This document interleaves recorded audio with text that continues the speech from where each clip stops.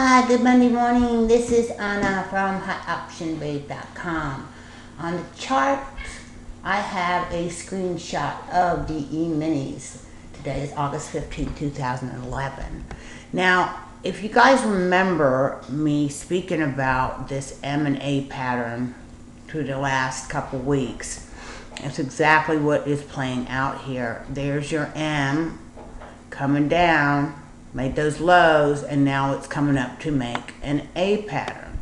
Okay, and I believe I said 1188 to 1200 to possibly 1213, but would make a lower high.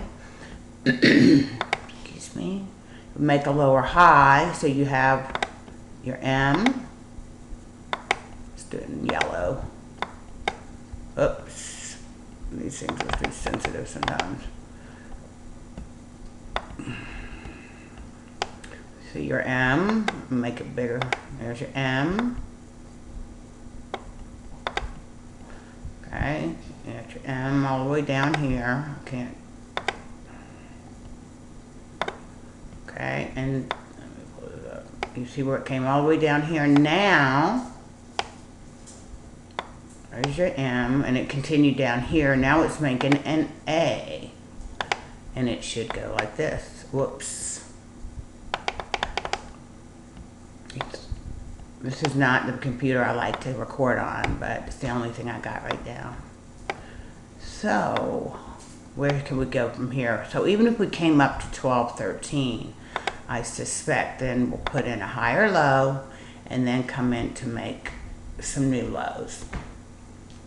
I don't know, or we'll retest the lows of 1077 at the least, which is about right here. But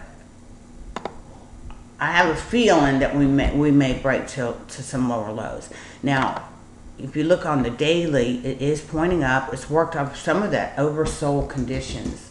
Now, we opened up last night positive. I think we went to, let me check it out, on 1187, so I said 1188, 1187.50, pretty close.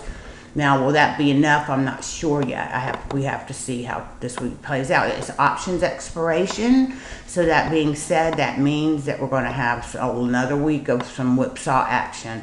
We still have a bear flag on the daily, okay? There's still a bear flag, and we still have the death cross, okay? Still there, even with all that upward movement. Want to take a look at the 60.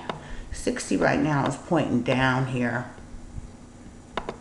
But I suspect what they did was when they heard Merkel and Sarkozy were going to get together on Tuesday, the market was oversold, so it came up and it's bouncing. And I doubt they're going to get too much of what they want to hear. So they're buying the rumor, selling the news.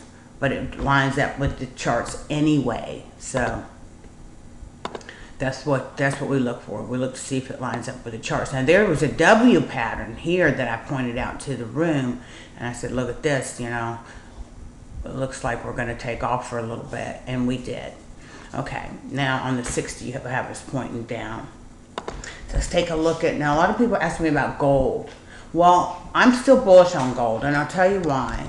The everyday that tries to sell off, it is unable to sustain the sell-off. It bounces off this Fibonacci right here, and it continues to do so even now, so far today, putting another bottom tail hammer in here. This is on the 60, so we'll look at the daily. The daily. Now the daily's starting to roll over, has a little bit of bearish divergence, but I've seen this happen too many times.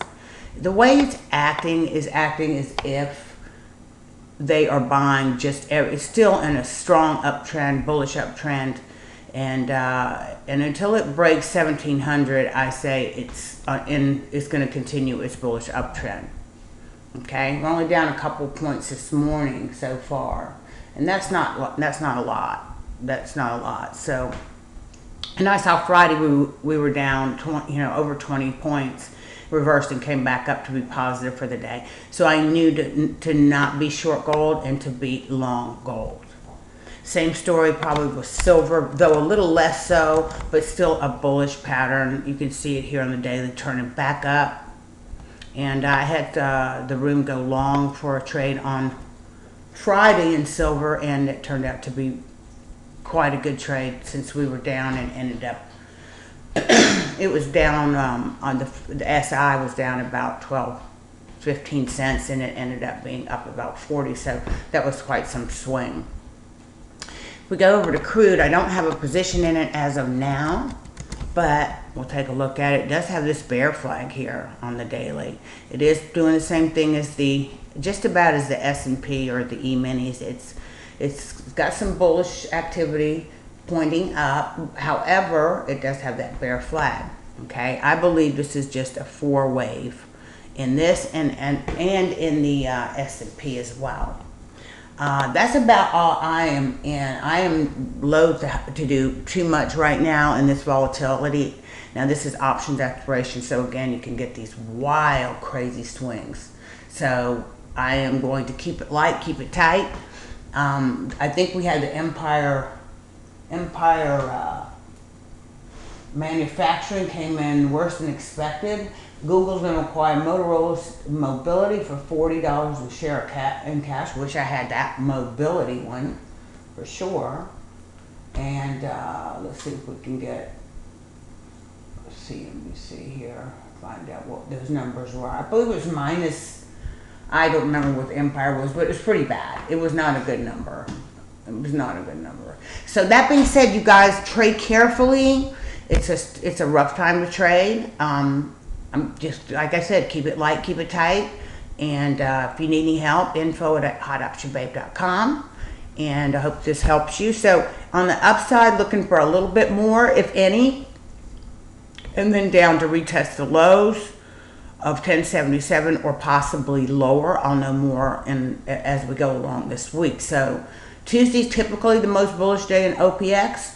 But, you know, we're in this environment where anything goes, you know.